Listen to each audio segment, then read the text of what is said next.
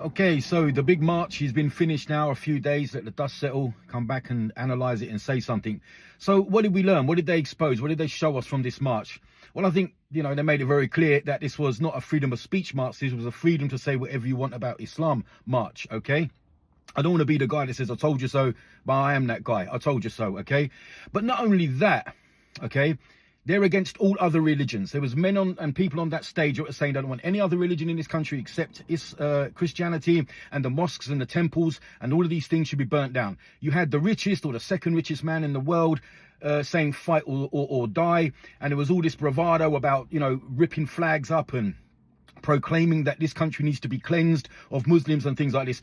This is what they really mean. Now, I'm addressing not those people, not the people that agree with that. They're too far gone for me to reach, okay? I'm addressing you, the ordinary person, the ordinary working class, average, run-of-the-mill person. I don't care if you're black, white, brown, or whatever you are, okay? I'm talking to you right now. Do you really want our country to be steered down that direction? Do you really, really want to go down that road where we burn places of worship, when we mass export and expel people out of our country? Do you really want these hate mongers to be steering our country down that road? Because how the world sees us is important. The geopolitical map of the world and how Britain is looked at by other countries is important, okay? It means something. If we go ahead and let this sort of thing take over, these countries that we trade with, we import way more than we export, okay? Weapons is our major export at the minute, okay? Work that one out. So how we're looked at by other countries is really important. Do you really want to live in a country where these people are telling us how we should behave and who we should want and who we shouldn't want?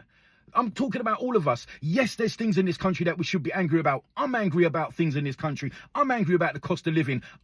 Immigration is a problem. It needs addressing and sorting out. It needs dealing with, okay? But there's people that you need to be angry at, the right people, the very, very rich, the billionaires, the corporate gangsters and all of these people. They're ones that we should be angry at. And they're the very same people funding these people on the march to tell us who we should hate.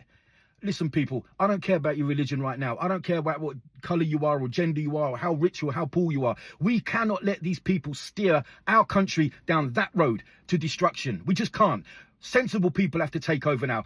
Normal people have to take over with brains. People that think along humane lines, okay?